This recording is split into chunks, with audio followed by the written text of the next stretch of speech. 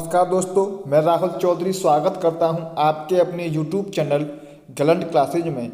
आज की क्लास में हम एसएससी एमटीएस और सीआरपीएफ एसईएम को ध्यान में रखते हुए 40 दिन 40 पेपर सीरीज शुरू कर रहे हैं।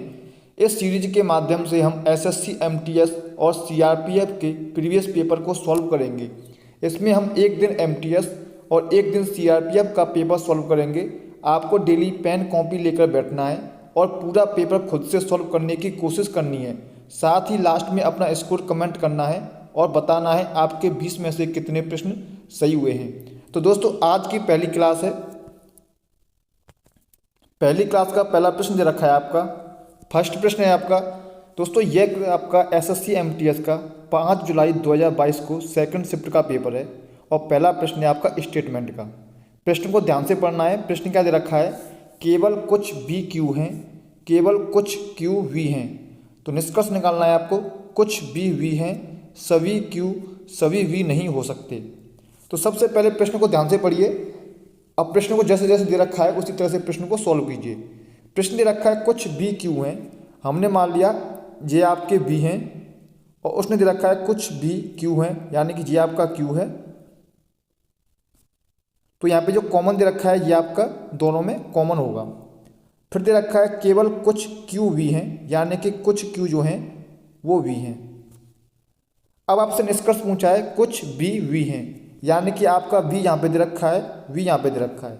जब भी स्टेटमेंट का प्रश्न आता है, अगर आपको कुछ भी ऐसा दिखता है कि जो पॉसिबल नहीं हो सकता, आप वहाँ पे गलत मान लेंगे। यानी कि अगर आपको 1% भी ऐसा लग रहा है कि ये नहीं हो सकता, तो आप उसे आंख बंद करके गलत कर दीजिए। जैसे कि आपका बी यहाँ पे दे रखा है और वी आपका यहाँ पे दे रखा है, तो आपको डायरेक्ट दिख रहा होगा कि बी का वी के साथ कोई भी रिलेशन नहीं है, इसलिए आप बिना देखे ही पहले को गलत कर दीजिए।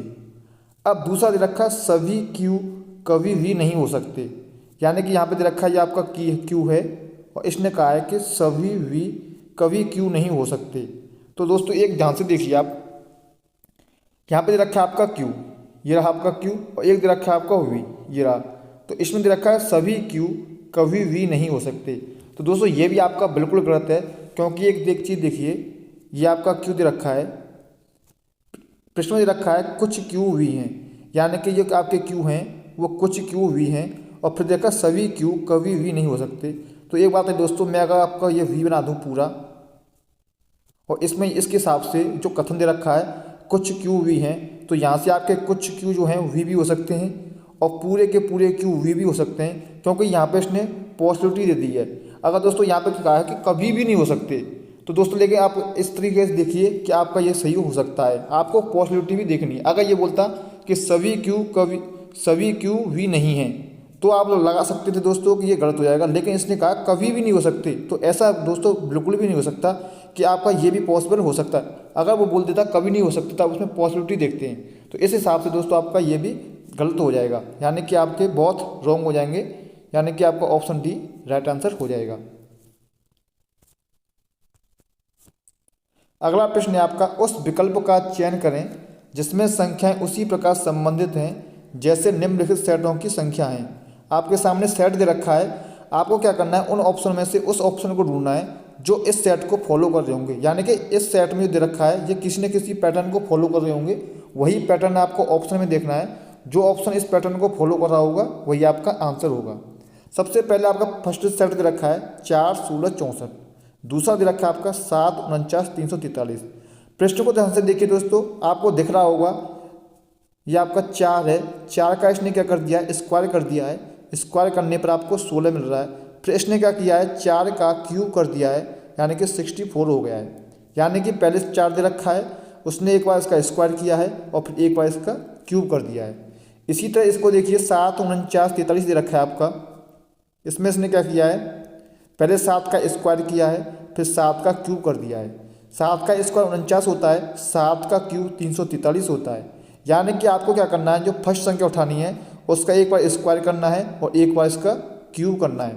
तो फर्स्ट ऑप्शन को देखिए, पहला ऑप्शन दे रखा है आपका 9, 9 का स्क्वायर आपका 81 होता है और 9 का क्यूब आपका 729 होता है। यानी कि आपका ऑप्शन ए ही आपका राइट आंसर हो जाएगा।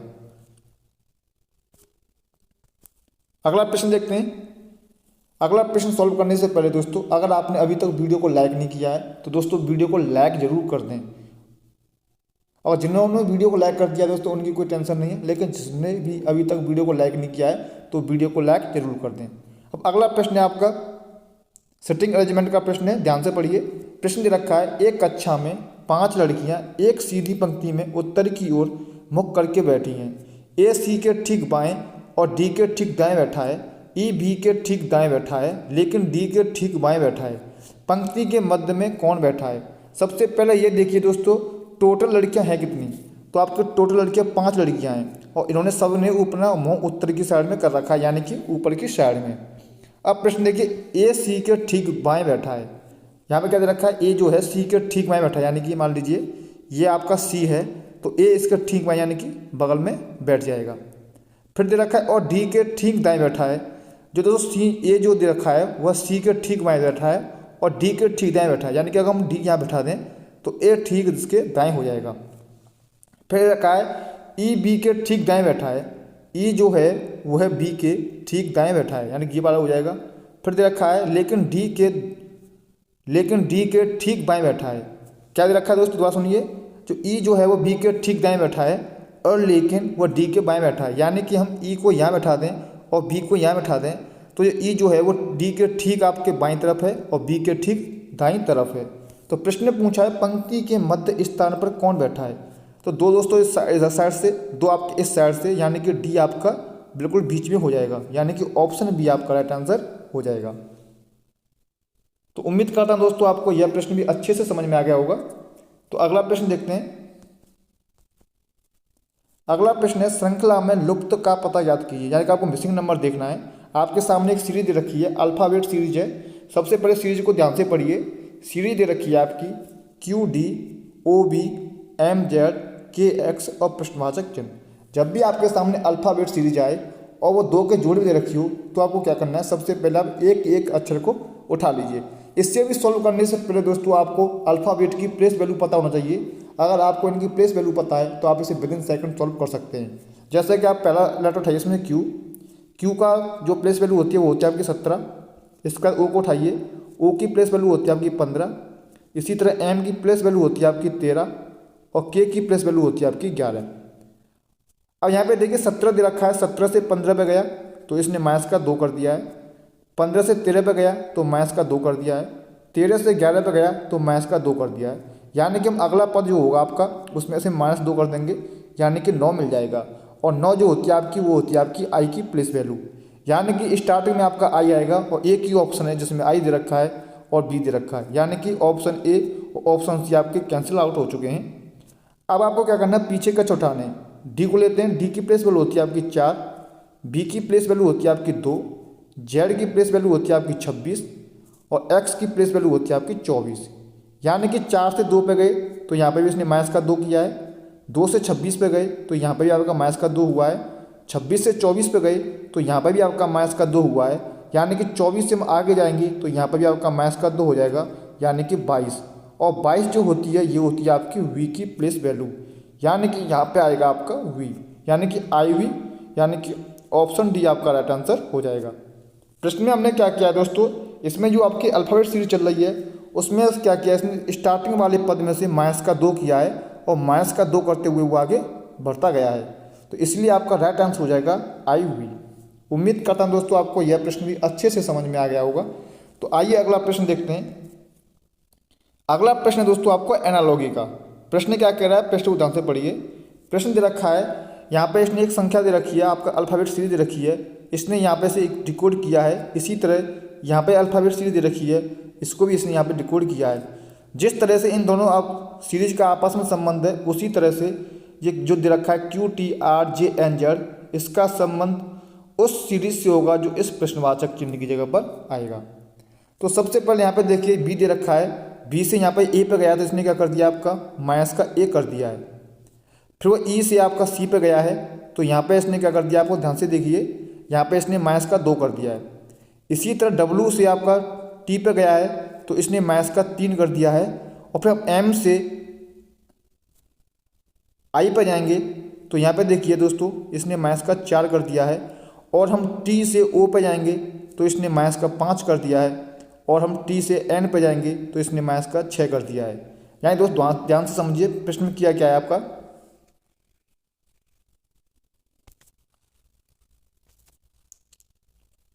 यहाँ पे देखिए दोस्तों, ये आपका बी से ए पे गया है तो इसने माइनस का 1 कर दिया है।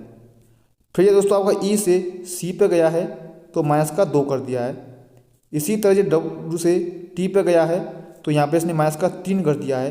फिर ये एम से आई पे गया है तो माइनस का 4 कर दिया है। इसी तरह टी से ओ पे गया है तो माइनस का 5 कर दिया है। फिर टी से एन पे गया है तो माइनस का 6 कर दिया है। अब आप सोच रहे होंगे कि हमें कैसे पता चला कि इसमें माइनस का 1 कम हुआ है कि माइनस 2 का कम हुआ है।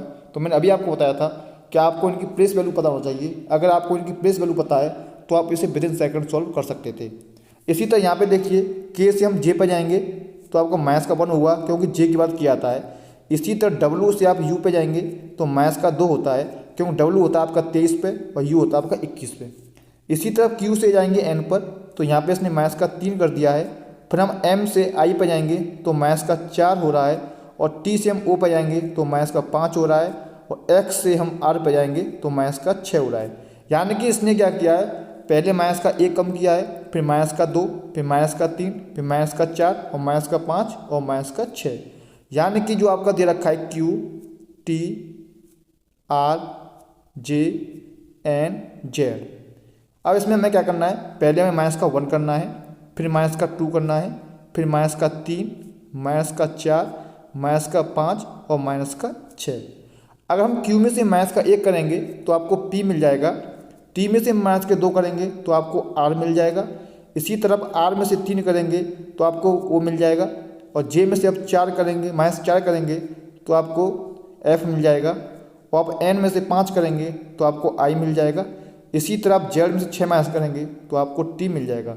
यानी कि P R O F I T आपको राइट आंसर हो जाएगा, यानी कि ऑप्शन भी आपका राइट आंसर हो जाएगा। हमने सीरीज में क्या किया है कि हमने पहले आपको -1 किया था, फिर -2, फिर -3, -4, -5 और -6। इस तरह से आपको अपना राइट आंसर मिल जाएगा। उम्मीद करता हूँ दोस्तों आपको सारे प्रश्न अच्छे से समझ में आ रहे होंगे। अगर आपको सारे प्रश्न अच्छे से समझ में आ रहे हैं तो दोस्तों वीडियो को लाइक जरूर करते रहें। अब अगला प्रश्न पूछा गया था आपका, दोस्तों आपके हर शिफ्ट में कम से कम 3 से 4 प्रश्न आपके इस सीरीज से पूछे गए थे। आपको जो दे रखा है दोस्तों, आपको इन प्रश्नों की बहुत अच्छे से प्रैक्टिस करते रहना है, क्योंकि दोस्तों अब आपकी पूरा पेपर देखना, इस पूरे पेपर में आपको 3 से 4 प्रश्न आपको ऐसे देखने को मिल जाएंगे जो आपकी आकृति हैं। इसलिए दोस्तों आकृति वाले टॉपिक को आप हल्के में ना लें और इनकी प्रैक्टिस करते रहें। प्रश्न में दे रखा है, इस विकल्प का चयन करें जिसमें दी गई आकृति अंतर्निहित है। आपको ध्यान से पढ़ना है, रोटेशन की अनुमति नहीं है। यानी कि जैसा आपका यह फिगर दे रखा है आपको एज इट इज इसी फिगर को वहाँ पे देखना है, अपनी तरफ से दिमाग नहीं लगाना है, उसे उल्टा सीधा नहीं करना है। तो यहाँ पे देखिए दोस्तों आपका एक दे रखा है एम टाइप का एक सीरीज दे रखी है। तो दोस्तों यहाँ पे कहीं पे भी एम नहीं बन रही है, ऑप्शन 1 कैंसिल हो जाएगा। अब यहाँ पे देखिए ऑप्शन 2 दे रखा है, यहाँ पे आपका एन बिल्कुल भी नहीं बनना है, ये भी कैंसिल हो जाएगा। यहाँ पे भी कहीं पे भी एम नहीं है, यानी कि यहाँ पे देखिए ये आपका एम दे रखा है और ये दे रखा है। आप दोस्तों बिल्कुल 1 सेकंड में प्रश्न को देखते ही सॉल्व कर सकते थे। आपको बस दोस्तों ध्यान से देखना है, आपको सिर्फ जो प्रश्न फिगर दे रखा है आप उसे ध्यान से देखिए, और आप उसे ध्यान से देखिए, एक बार में ही आप इसको ढूंढ सकते हैं। तो अगला प्रश्न देखते हैं। अगला प्रश्न है, दिए गए विकल्पों में से उस आकृति का चयन करें जो निम्नलिखित श्रृंखला में प्रश्नवाचक चिन्ह को प्रतिस्थापित कर सकती है। तो सबसे पहले दोस्तों यहाँ पे देखिए ट्रायंगल को पकड़िए आप। आपका ये ट्रायंगल दे रखा है, तो पहले आपका ट्रायंगल इस जगह पर था, फिर वो एक साइड में यहाँ पे आया, मतलब इसकी क्या क्लॉकवाइज रोटेशन कर रहा है, यानी कि इसे क्लॉकवाइज रोटेशन करेगा। तो यहाँ पे देखिए पहले आपका ट्रायंगल यहाँ पे था, फिर ट्रायंगल आपका यहाँ पे आ गया, अब ट्रायंगल यहाँ पे आ गया, यानी कि जो अगला ट्रायंगल आएगा वो आपका ट्रायंगल इस जगह पर आएगा। तो देखो ऑप्शन 1 आपका कैंसिल हो चुका है, ऑप्शन 3 भी कैंसिल हो चुका है, ऑप्शन 4 भी कैंसिल हो चुका है, ऑप्शन 2 आपका राइट आंसर हो जाएगा। मतलब दोस्तों आपको क्या करना है, ट्रायंगल को पकड़ना था और आप इसे विद इन सेकंड सॉल्व कर सकते थे। आपको बस प्रश्न को ये देखना है दोस्तों, आप कोई भी एक आर्टिकल पकड़ लीजिए, फिर उसका रोटेशन देखिए कि उसका रोटेशन किस साइड में हो रहा है, क्लॉकवाइज हो रहा है या एंटी क्लॉकवाइज हो रहा है, बस आप उसे आराम से देख सकते थे। तो अगला प्रश्न देखते हैं। अगला प्रश्न आपका काफ़ी ईजी प्रश्न है, एनालॉगी का है दोस्तों। प्रश्न को देखिए क्या कह रहा है, यहाँ पे दे रखा P16, R18, I9, K11, T20। तो अब इसने पूछा है कि अब अगली संख्या क्या होगी। तो आपको दोस्तों मैंने अभी बताया था कि प्लेस वैल्यू आपको अच्छी सी पता होगी तो आप इस प्रश्न को सॉल्व कर सकते थे। प्लेस वैल्यू दोस्तों आपको अच्छे से याद होनी चाहिए। प्लेस वैल्यू क्या होती है, जैसे आपका ए बी सी डी है तो ए आपका 1 पे आता है, बी 2 पे आता है, सी 3 पे आता है। तो इसी तरह से आपको ये सीढ़ी पता होनी चाहिए। अब यहाँ पर देखिए दोस्तों पी दे रखा है तो आपको अच्छे से पता होगा पी की प्लेस वैल्यू आपकी 16 होती है, आर की प्लेस वैल्यू 18 होती है, आई की प्लेस वैल्यू 9 होती है, के की प्लेस वैल्यू 11 होती है, टी की प्लेस वैल्यू 20 होती है। यानी कि अगर आपको प्लेस वैल्यू पता है तो आपका आंसर सॉल्व हो चुका है। तो अब यहाँ पे देखिए ए की प्लेस वैल्यू 1 होती है, बिल्कुल सही बात है। वी की प्लेस वैल्यू आपकी 12 होती है, 22 होती है, ये भी सही है। यू की प्लेस वैल्यू आपकी 21 होती है तो ये गलत हो गया। वी की प्लेस वैल्यू 22 होती है तो ये भी गलत हो गया। अब बचा आपका ऑप्शन ए और ऑप्शन बी। अब यहाँ पे एक चीज़ और देखिए, यहाँ पे दे रखा पी, पी से गया ये आर पर, यानी कि कितना हुआ है आपका, यहाँ पे देखिए 16 से 18, 2 प्लस हुआ है, 9 से 11, फिर 2 प्लस हुआ है, 20 से 22, यानी कि फिर प्लस 2 हुआ है ना, वाई होगा। यानी कि ऑप्शन ए आपका राइट आंसर हो जाएगा। फिर दोबारा समझिए दोस्तों, यहाँ पर 16 दे रखा है, 16 के बाद 18, फिर 19 दे रखा है, यहाँ पर आपका डबल होगा, यहाँ पर डबल होगा आपका 16 से 18 हो रखा है, फिर 19 से आपका 9 से आपका 11 हो रहा है, फिर 20 से आपका 22 हो जाएगा। उसके बाद देखिए पी से आपका आर, आर से आपका आई के टी और वी। तो उम्मीद करता हूं दोस्तों आपको यह प्रश्न भी अच्छे से समझ में आ गया होगा। प्रश्न में क्या दे रखा था, इसने अल्फ़ाबेट दे रखा था, फिर अल्फ़ाबेट की प्लेस वैल्यू दे रखी थी।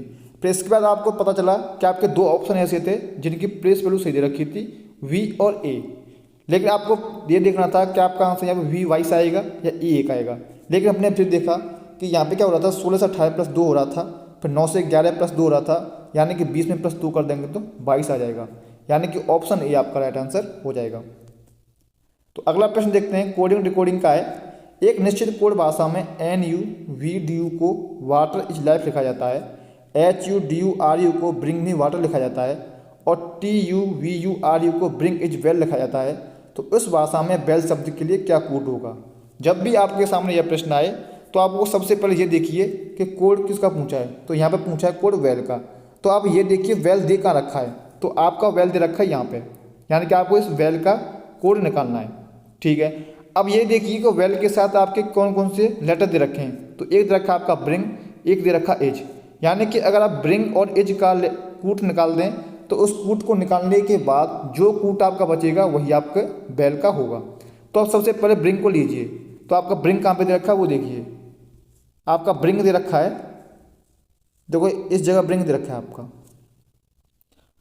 तो यहाँ पे देखिए ब्रिंग दे रखा है, इस यहाँ पे ब्रिंग में आपके TUVURU 2-3 कोड दे रखे हैं और यहाँ पे जो ब्रिंग मी वाटर दे रखा है इसका कोड दे रखा है इसने HUDURU। तो आपको यहाँ पे देखना है HUDURU में क्या कॉमन है।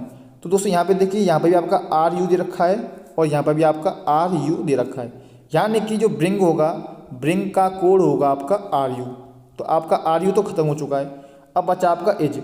तो आप ऐसा कीजिए, एज को भी देख लीजिए, यहाँ पे दे रखा है आपका एज और देखिए एज कहाँ पे दे रखा है, एक एज दे रखा है आपका यहाँ पे। तो अब आपको क्या देखना है, जो कोड दे रखा है NUVUDU और इसका जो कोड दे रखा है ये वाला, इसमें आपको कॉमन देखना है। तो आपको कॉमन दिख रहा होगा, यहाँ पे VU दे रखा है, यहाँ पर भी आपका VU दे रखा है, यानी कि आपका जो बचा एज का कोड हो गया आपका VU।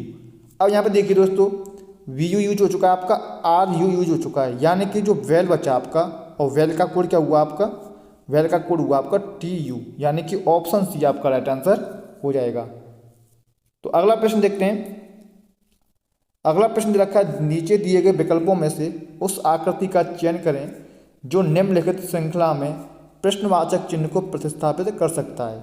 तो आपके सामने सीरीज दे रखी है, आपको इस प्रश्नवाचक चिन्ह की जगह पर क्या आएगा वो आपको देखना है। तो सबसे पहले आप ध्यान से देखिए, यहाँ पे देखिए प्लस दे रखा है आपका ये प्लस होकर रोटेशन हो गया, आपका यहाँ प्लस आ चुका है और इसने क्या किया, ये नीचे की पूरी सीरीज है इसको इसने एज इट इज रख दिया है।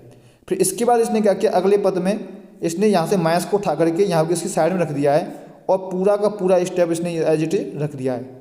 अगले पद में क्या किया है, इसने यहाँ से आपका ट्रायंगल उठाया है, ट्रायंगल को इसी बगल में ले गया है और बाकी जो बचे हुए पद हैं इसने उसको एज इट इज रख दिया है। इसके बाद इसने अगले पद में क्या किया है, यहाँ से आपका स्क्वायर हटाया है और इसको ट्रायंगल के बगल में ले गया और इसको पूरा एज इट इज छोड़ दिया है। अब दोस्तों इसमें क्या करना है, अब आपको क्या करना है कि यहाँ से ये जो पॉइंट है आपका ब्लैक वाला, ये उठ के यहाँ पे आ जाएगा और इसको एज इट इज छोड़ देगा। तो यहाँ पर एक ही ऑप्शन दिख रहा है आपका, कौन सा ऑप्शन है, यानी कि आपका ये इस लाइन में आएगा, सबसे पहले ट्रायंगल आएगा, फिर स्क्वायर आएगा, फिर डॉट आएगा। तो आपका एक ही ऑप्शन है, ऑप्शन 3, जिसमें ये बिल्कुल एज इट इज है। ऑप्शन जो दो दे रखा है इसमें दोस्तों, जो सर्कल दे रखा है ये आपका खाली दे रखा है, जो कि यहाँ पे आपका डार्क आना चाहिए था। तो ऑप्शन 3 जो है आपका राइट आंसर हो जाएगा। अब अगला प्रश्न देखते हैं, पेपर फोल्डिंग का प्रश्न है। प्रश्न क्या दे रखा है, प्रश्न को देखिए। कागज के एक टुकड़े को मोड़ने का क्रम और जिस तरीके से मुड़े हुए कागज को काटा गया है उस निम्नलिखित आकृतियों में से दिखाया गया है। अनफोल्ड होने पर यह पेपर कैसा दिखेगा। जब भी आपके सामने पेपर फोल्डिंग का प्रश्न आता है, जहाँ से पेपर को मोड़ा जाता है, आपको उसी जगह से आपको उस जहाँ से आपका पेपर फोल्ड किया गया है उस समझ लीजिए कि वहाँ पे आपका मिरर लग गया है। यानी कि मान लीजिए आपका ये पेपर है, पेपर को यहाँ से मोड़ा गया है, तो ये समझ लीजिए ये आपका मिरर का काम करेगा। यानी कि यहाँ पे जो वस्तु होगा उसका मिरर आपका यहाँ पे बनेगा। तो अब प्रश्न को सॉल्व कैसे करेंगे वो देखिए।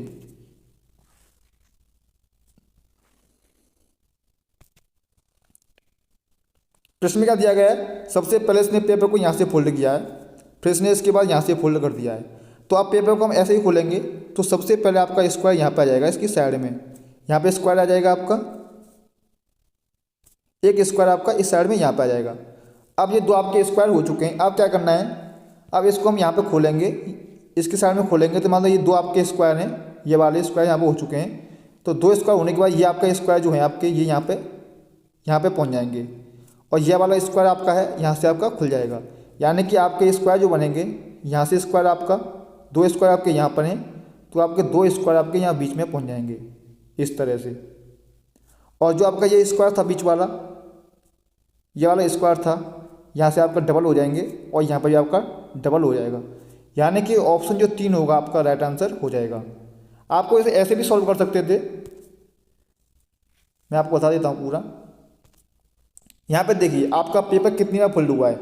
एक बार पेपर आपका यहाँ पे फोल्ड हुआ था, एक आपका यहाँ फोल्ड हुआ था, और एक आपका यहाँ पे फोल्ड हुआ था।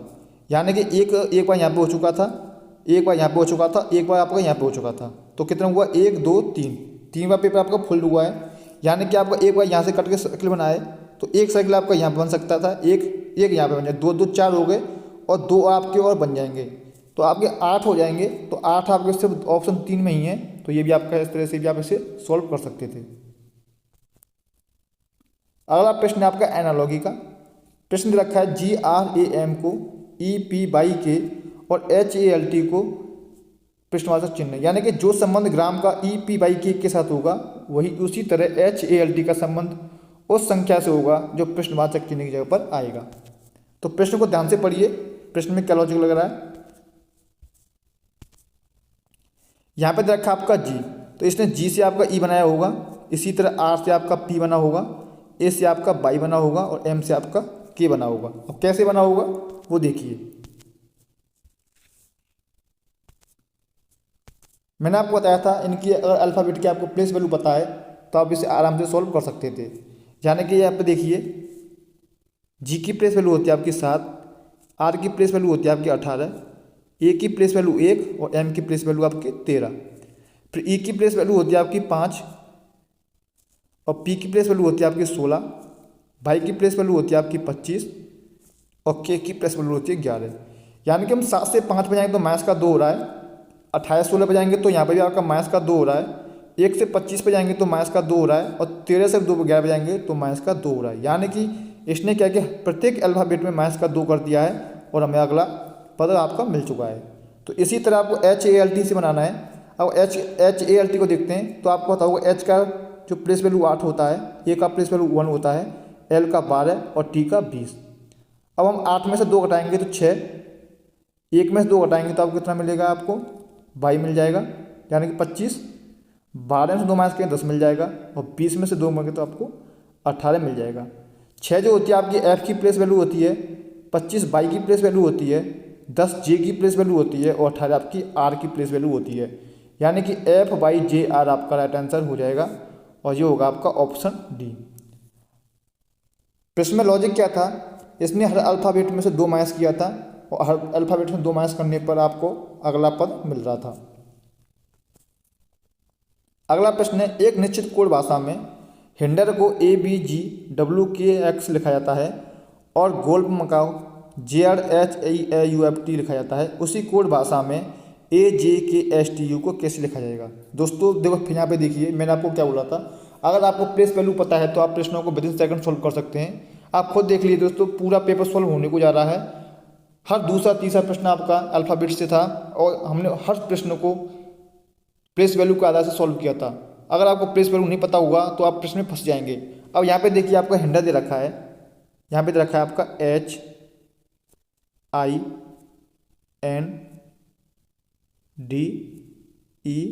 और R। अगर हम H की देखें तो H की प्लेस वैल्यू 8 होती है, I की प्लेस वैल्यू 9 होती है, N की प्लेस वैल्यू 14 होती है, D की प्लेस वैल्यू 4 होती है, E की 5 और R की 18 प्लेस वैल्यू होती है। इसने लिख रखा है हैंडल को ABGWX, यानी कि A की प्लेस वैल्यू होती है आपकी 1, B की प्लेस वैल्यू आपकी 2 होती है, G की 7, W की 23, X की 24 और K की 11। यानी कि हम यहाँ पे लिख देंगे 122 दे रखा है, यहाँ पे 7, फिर आपका 23, फिर आपका 24 और 11। यानी कि हम 8 से 1 पे जाएंगे तो यहाँ माइनस का 7 हो रहा है, 9 से 2 पे जाएंगे तो यहाँ पे आपका माइनस का 7 हो रहा है। ध्यान से देखिए दोस्तों, हर जगह 7 हो रहा है माइनस का। 14 से 7 में यहाँ पे माइनस का 7 हो रहा है। 4 से 23 पे जाएंगे तो यहाँ पे भी आपका माइनस का 7 हो रहा है। कैसे हो रहा है कि आपका देखिए 4 से 23 पे जाना है हमें, तो सबसे पहले 4 माइनस करेंगे तो आपका 4 खत्म हो गया, पहुँच गया आप 26 पे, और 26 में 3 माइनस करेंगे तो 23, यानी कि इसमें भी आपका माइनस का 7 हो रहा है। यहाँ पे आपका माइनस का 7 हो रहा है, यहाँ पे आपका माइनस का 7 हो रहा है। यानी कि प्रत्येक पद में इसने क्या किया है, माइनस का 7 कर दिया। यानी कि हम हर अल्फ़ाबेट में से माइनस का 7 कर देंगे तो आपको अगला स्टेप मिल रहा है। H से A पे जाएंगे तो आपका माइनस का 7 हो रहा है, I से आप B पे जाएंगे तो यहाँ पे माइनस का 7 हो रहा है। यानी कि हर अल्फ़ाबेट में से माइनस का 7 कर दिया है तो आपको कोड मिल रहा है। आप इसे भी चेक कर सकते हैं, G का आपका 7 होता है और Z का आपका 26 होता है। तो G में से हम माइनस का 7 करेंगे तो आपको Z मिल जाएगा, O में से हम माइनस का 7 करेंगे तो आपको H मिल रहा है, क्योंकि O का अल्फ़ाबेट आपका 15 होता है और H का अल्फ़ाबेट 8 होता है। अगर हम 15 में 7 माइनस करेंगे तो आपको 8 ही मिलेगा। आप L को भी चेक कर सकते हैं, L का अल्फ़ाबेट 12 होता है और E का अल्फ़ाबेट 5 होता है। अगर 12 से हम 7 माइनस करेंगे तो आपको 5 मिल जाएगा। यानी कि इसने क्या कि हर अल्फ़ाबेट में से माइनस का 7 कर दिया है। अब इसने जो अल्फ़ाबेट का पूछा है आप वो देखिए। अब इसने पूछा है A J K S T और U। तो A की जो प्लेस वैल्यू होती है आपकी 1 होती है, J की 10, K की 11, S की 19, T की 20 और U की 21। अब आपको क्या करना है, हर स्टेप में से माइनस का 7 करना है। अब एक में से अब माइनस का 7 करेंगे तो आपको कितना मिलेगा, आपको मिल जाएगा T को मिल जाएगा, क्योंकि A की 1 प्लेस वैल्यू होती है। 1 माइनस कर देंगे तो कितना बचा आपका Z बचा, और Z में से हम 6 माइनस कर देंगे तो आपको 20 मिलेगा, यानी कि T। अब 10 में से 7 माइनस करेंगे तो 3 मिलेगा, तो 3 की प्लेस वैल्यू होती है आपकी C। 11 में 7 माइनस करेंगे तो 4 मिलेगा, और 4 होती है आपकी D की प्लेस वैल्यू। 19 में 7 माइनस करेंगे तो 12 मिलेगा, और 12 होती है आपकी L की प्लेस वैल्यू। 20 में से 7 गए तो आपको 13 बचेगा, और 13 होती है आपकी M की प्लेस वैल्यू। 21 में से हम 7 माइनस करेंगे तो 14 बचेगा, और 14 होती है आपकी N की प्लेस वैल्यू, यानी कि TCDLMN। तो TCDLMN ऑप्शन बी आपका राइट आंसर हो जाएगा। तो अगला प्रश्न देखते हैं। अगला प्रश्न आपका मिसिंग सीरीज का प्रश्न है। सीरीज रखी है आपकी 72, 71, 75, 66, 82, 57 और प्रश्नवाचक चिन्ह। तो दोस्तों मैंने इस टाइप के प्रश्न आपको बहुत ही ज़्यादा सॉल्व कराए हैं। मैंने आपको क्या बताया था, अगर सीरीज आपकी अप डाउन चलती है तो हम उस सीरीज को अल्टरनेट तरीके से सॉल्व करते हैं। यानी कि अगर सीरीज आपकी पहले बढ़ रही है, फिर आपकी सीरीज कम हो रही है, फिर सीरीज बढ़ रही है, फिर कम हो रही है, फिर बढ़ रही है, फिर कम हो रही है, इसका मतलब दोस्तों ये है कि यह सीरीज आपकी अल्टरनेट तरीके से सॉल्व होगी। अल्टरनेट तरीके का मतलब होता है आपको एक संख्या छोड़नी है, यानी 72 से डायरेक्ट आप 75 पे जाएंगे 71 को छोड़ के, 75 से डायरेक्ट 82 पे जाएंगे 66 को छोड़ के, 82 से डायरेक्ट उस संख्या पे जाएंगे जो प्रश्नवाचक चिन्ह की जगह पाएगी 57 को छोड़ के। यहाँ पे हम 71 से चलेंगे 66 पर, 66 57 पर। तो आइए सीरीज सॉल्व करते हैं। आपको जाना है 72 से 75 पर, 75 से 82 पर, और 82 से उस संख्या पर जाना है जो प्रश्नवाचक चिन्ह की जगह पर आएगी। इसी तरह 71 से 66 पर जाएंगे, 66 से 57 पर जाएंगे। अब आपको 72 से 75 जाने के लिए क्या करना पड़ेगा, तो आपको दिख रहा होगा यहाँ पे प्लस का 3 हो रहा है। अगर हम 72 में 3 जोड़ दें तो आपको 75 मिल जाएगा। फिर 75 से हम 82 पे जाएंगे, अगर इसमें हम प्लस 7 कर दें तो आपको कितना मिल रहा है, 82 मिल रहा है। अब आपको क्या करना है, 82 से आपको उस संख्या पर जाना है कि जो प्रश्नवाचक चिन्ह की जगह पर आएगा। इसी तरह यहाँ पे देखिए 71 दे रखा है, 71 से 66 पर जाने के लिए हमें क्या करना पड़ेगा, आपको दिख रहा होगा माइनस का 5 करना पड़ेगा। इसी तरह 66 से हम 57 पर जाएंगे तो आपको कितना माइनस करना पड़ेगा, आपको माइनस करना पड़ेगा, कितना कम करना पड़ेगा, आपको 9 माइनस करना पड़ेगा। यानी कि यहाँ पे भी आपको माइनस प्लस का 4 चल रहा है और यहाँ पे भी आपका प्लस का 4 चल रहा है। यानी कि 3 और 7 और हम इसमें प्लस 11 कर दें, क्योंकि 3 में 4 जोड़ेंगे तो 7 मिलेगा और 7 में 4 जोड़ेंगे तो 11। यानी कि हम 82 में 11 जोड़ दें तो आपको 93 राइट आंसर मिल जाएगा। यानी कि ऑप्शन सी आपका राइट आंसर हो जाएगा। आपको आइडिया कैसे लगा कि आपको प्लस 4 ही करना है, क्योंकि हमने यहाँ पे देखा 72 से 75 पे गए तो यहाँ पे प्लस 3 हो रहा था, फिर 75 से हम 82 पे गए तो यहाँ प्लस 7 हो रहा था, यानी कि 3 फिर 7 हो रहा था। 3 और 7 में हमने देखा कि 4 का गैप था, यानी कि यहाँ पर भी आपका 4 का गैप होगा, यानी कि 11 आएगा तो 93 हो जाएगा। नीचे हमने देखा 71 से 76 पे गए तो माइनस का 5 हो रहा था, फिर 66 से 57 पे गए तो माइनस का 9 हो रहा है, यानी कि यहाँ पे भी 4 का अंतर दे रखा है। तो यानी दोस्तों ऑप्शन सी आपका राइट आंसर हो जाएगा। दोस्तों काफ़ी इंपॉर्टेंट प्रश्न है, आपके हाल ही में एसएससी में सीजीएल का एग्जाम हुआ था, उसमें भी यह प्रश्न आपका रिपीट हुआ था। दोस्तों एसएससी में आपका सारे प्रीवियस पेपर रिपीट होते हैं, इसलिए दोस्तों किसी भी एग्जाम को देने से पहले आपको उसके प्रीवियस पेपर लगा लेने चाहिए, जिससे दोस्तों आपको पेपर का आइडिया हो जाता है कि आपका पेपर आता कैसा है। तो अगला प्रश्न है दोस्तों, मैंने आपको क्या बोला था कि आपके जो इमेज के प्रश्न थे, काफ़ी प्रश्न आपको पूछे गए हैं, 4 से 5 प्रश्न आपके हर पेपर में पूछे गए थे। सेम प्रश्न है, रोटेशन की अनुमति नहीं होगी, आपको देखना है कि इस सीरीज को पूरा कौन सा फिगर करेगा। तो सबसे पहले दोस्तों आपको सर्किल आएगा, यहाँ पे जो इस सर्किल को पूरा करेगा तो आपका ऑप्शन एक आपका ऑप्शन कैंसिल हो चुका है, ऑप्शन 2 भी आपका कैंसिल हो जाएगा, क्योंकि सर्किल इस साइड में आएगा या नीचे, क्योंकि यहाँ पर ऊपर दे रखा है और यहाँ पे इस साइड दे रखा है। अब बचा ऑप्शन 3 और ऑप्शन 4। अब ऑप्शन 3 और ऑप्शन 4 को ध्यान से देखिए। यहाँ पे देखिए दोस्तों, ये आपका सर्किल बन रहा है, आपका रेक्टेंगल टाइप का रखा है आपका, ये इस साइड इस तरीके से दोस्तों, इस तरीके से। तो यानी कि ऊपर जो होगा आपका इस तरीके से आएगा, तो आपका ऑप्शन 3 ही है जो दोस्तों ऑप्शन 4 आपका कैंसिल हो जाएगा, क्योंकि ऑप्शन 4 में जो आपका इस टाइप से दे रखा है, जबकि आपका इस टाइप से आएगा। अगला प्रश्न देखते हैं, मिसिंग नंबर का प्रश्न है। 2 से 3 प्रश्न पूछे गए थे आपके। प्रश्न दे रखा है 68, 79, 88, 95, 100 और प्रश्नवाचक चिन्ह।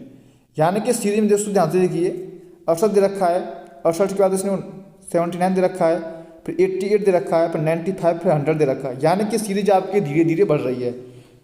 यहाँ पे देखिए 68 दे रखा है, यहाँ पे 100 दे रखा है, यानी कि सीरीज कुछ ज़्यादा खास बड़ी नहीं है। तो सीरीज आपकी धीरे धीरे बढ़ रही है, तो हम इसे प्लस माइनस करके देख सकते हैं। तो इस सीरीज में देखिए क्या प्लस हो रहा है। यहाँ पे देखिए 68 से 79 पे जाएंगे हम, अगर हम इसमें प्लस 11 कर दें तो आपको 79 मिल जाएगा। फिर 79 से 88 पे जाएंगे तो प्लस के इसने 9 कर दिया है। इसी तरह 88 से 95 पे गया है तो इसने प्लस 7 कर दिया है। इसी तरह 95 से 100 पे गया है तो प्लस के 5 कर दिया। यानी कि दोस्तों यहाँ पे देखिए, इसने पहले माइनस का 2 किया है, फिर माइनस का 2 किया है, फिर माइनस का 2 किया है। यानी कि हम यहाँ पे भी माइनस के 2 करेंगे तो यहाँ पे होगा आपका प्लस का 3। यानी कि हम 100 में प्लस 3 जोड़ देंगे तो आपको 103 मिल जाएगा। यानी कि ऑप्शन ए आपका राइट आंसर हो जाएगा। तो अगला प्रश्न देखते हैं। अगला प्रश्न दे रखा है, प्रश्नवाचक के स्थान पर क्या आएगा। निम्नलिखित समीकरण में यदि प्लस और माइनस को आपस में बदल दिया जाता है और साथ ही गुणा और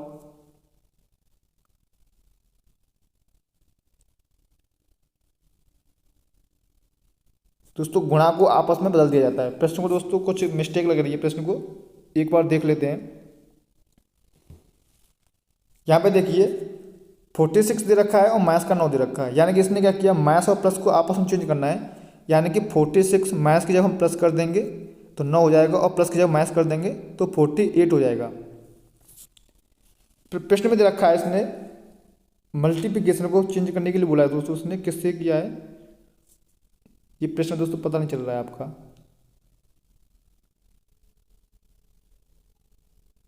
ऐसा करते दोस्तों आप 8 ही लिख लीजिए। यहाँ पे मल्टीप्लिकेशन 8 का मल्टीप्लाई 48 में करेंगे तो दोस्तों प्रश्न आपका गलत हो जाएगा। दोस्तों ये प्रश्न आपका इनकम्प्लीट है, हम इसे बाद में देखेंगे। अगला प्रश्न देखते हैं।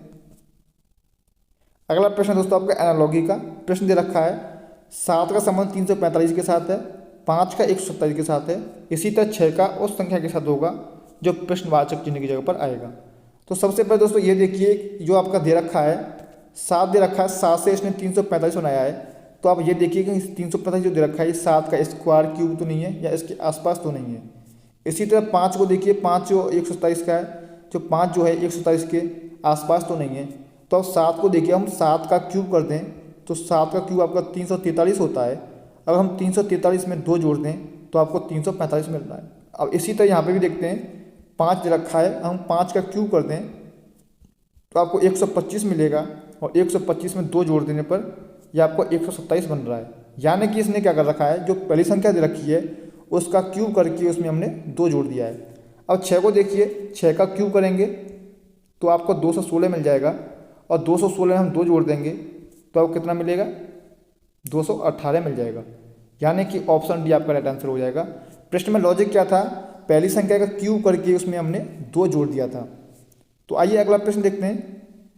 अगला प्रश्न है, 5 बहनें सीता, गीता, बबीता, ललिता और अनीता की उम्र की तुलना की जाती है। गीता जो है आपकी बबीता से बड़ी है लेकिन सीता से छोटी है। ललिता सबसे बड़ी है, बबीता सबसे छोटी नहीं है। दूसरी सबसे बड़ी बहन कौन होगी? इस टाइप के प्रश्न को सॉल्व करने का दोस्तों ज़्यादातर स्टूडेंट इस प्रश्न में फंस जाते हैं। आज हम इस प्रश्न को सॉल्व करने का बहुत ही अच्छा तरीका बताएंगे। जब भी दोस्तों इस टाइप के प्रश्न में बड़ा, छोटा, लंबा, मोटा, तेज, ऊंचा, इस टाइप के प्रश्न दे दिए जाते हैं। जब भी इस टाइप के प्रश्न आते हैं तो इस टाइप के प्रश्न को सॉल्व करने के लिए हमें क्या करना होता है वो समझिए। जब भी प्रश्न बड़ा, छोटा, ऊंचा आता है वो हमेशा ऊपर लिखा जाता है, और जो छोटा होता है हम उससे नीचे लिखते चले जाते हैं। बस आपको यही ध्यान रखना है। अब प्रश्न जैसे जैसे बोलता जाता है उसे देखिए। प्रश्न में दे रखा है गीता बबीता से बड़ी है, यानी कि गीता बबीता से बड़ी है तो गीता आपकी ऊपर आएगी और बबीता आपकी नीचे आएगी। मैं आपको क्या बोला था, बड़ा मोटा, बड़ा हो, मोटा हो, लंबा हो, ऊंचा हो, तेज हो, वो हमेशा ऊपर आएगा, और जो कम हो वो नीचे आएगा। फिर दे रखा लेकिन सीता से छोटी है। गीता जो है बबीता से बड़ी है लेकिन सीता से छोटी है, यानी कि गीता सीता से छोटी है तो सीता जो होगी वो गीता से ऊपर आएगी। इसके बाद है ललिता सबसे बड़ी है। ललिता जो है सबसे बड़ी है, यानी ललिता सबसे ऊपर आएगी, हम ललिता को सबसे ऊपर लिख देंगे। और बबीता सबसे छोटी नहीं है, यानी कि 5 हैं आपके, 1 2 3 4, बबीता सबसे छोटी नहीं है, यानी कि बबीता से कोई बड़ा हो और छोटा होगा तो बबीता छोटा कौन होगा आपका, जो बचा वही आपका सबसे नीचे होगा, यानी कि अनीता आपकी सबसे नीचे आ जाएगी। तो दूसरी सबसे बड़ी बहन कौन सी है, तो ये फर्स्ट नंबर पर है, ये सेकंड पर है, तो सेकंड पर आ जाएगी आपकी सीता, यानी कि ऑप्शन सी आपका राइट आंसर हो जाएगा।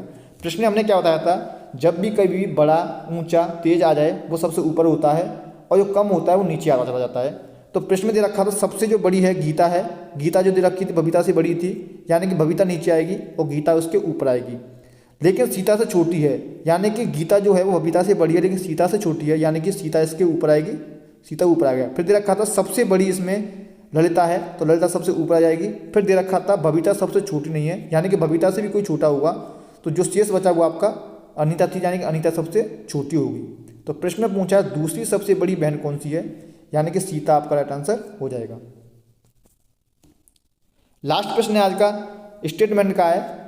स्टेटमेंट क्या दे रखा है, सभी कार ट्रक हैं, यानी कि ये आपकी कार हैं, और सभी की सभी कार आपके ट्रक हैं, यानी कि टी के अंदर आपकी आ जाएंगी। ट्रक को हमने टी से डिनोट किया है और कार को सी से। फिर दे रखा है कुछ बाइक कार हैं, सभी कार ट्रक हैं, कुछ कार जो हैं वो आपकी बाइक हैं, यानी कि जो कुछ कार जो होंगी वो आपकी बाइक होंगी। ये आपका फिगर बन रहा है। अब प्रश्न में क्या बोल रखा है वो देखिए, सभी बाइक ट्रक हैं। तो दोस्तों ये आपका पॉसिबल नहीं हो सकता है। क्यों नहीं हो सकता मैं बताऊंगा आपको। ज़रूरी नहीं है आपका यहाँ पे हो। ये बात बताइए दोस्तों, अगर मैं बना देता ये वाला फिगर, तो ये भी दोस्तों आपकी कुछ कार बाइक हैं, तो लेकिन जो आपका ये वाला हिस्सा है आपका बाहर निकल चुका है ट्रक से। तो मैंने आपको क्या बोला था, अगर आपको 1% भी ऐसा लगता है कि ये सही नहीं हो सकता है तो आप उसे आँख बंद करके गलत कर दीजिए। तो अगला दे रखा है कुछ ट्रक बाइक हैं, तो दोस्तों ये आपका सही हो सकता है। क्यों हो सकता है मैं बताता हूँ आपको, वो देखिए। प्रश्न में क्या रखा था, जो सभी कार थी वो आपकी सभी कार जो थी वो आपके ट्रक थी, ये आपका ट्रक हो गया। फिर दे रखा था कुछ कार जो हैं वो बाइक हैं, तो ये आपकी बाइक है। तो दोस्तों जो हिस्सा कार का है और जो हिस्सा कार का है वो हिस्सा ट्रक के अंदर आएगा, और जो जो कार आपकी बाइक है और जो बाइक जो दोस्तों वो कार के साथ हैं वो अंदर होंगी, जो यानी कि जो ट्रक के अंदर होंगी वो तो बाइक आपकी ट्रक होंगी ही होंगी। इसलिए आपका ऑप्शन जो सेकंड है वो राइट हो जाएगा, यानी कि ऑप्शन ए आपका राइट आंसर हो जाएगा। उम्मीद करता हूं दोस्तों आपको सारे प्रश्न अच्छे से समझ में आए होंगे। अगर दोस्तों आपने पूरा पेपर दिया है तो आप हमें अपने मार्क्स जरूर बताएं कि आपके 20 में से कितने प्रश्न सही लिखे थे। और दोस्तों आप अपनी वीडियो के बारे में राय जरूर दें, आपको वीडियो कैसी लगी थी। तो दोस्तों मिलते हैं अगली क्लास में, तब तक के लिए धन्यवाद।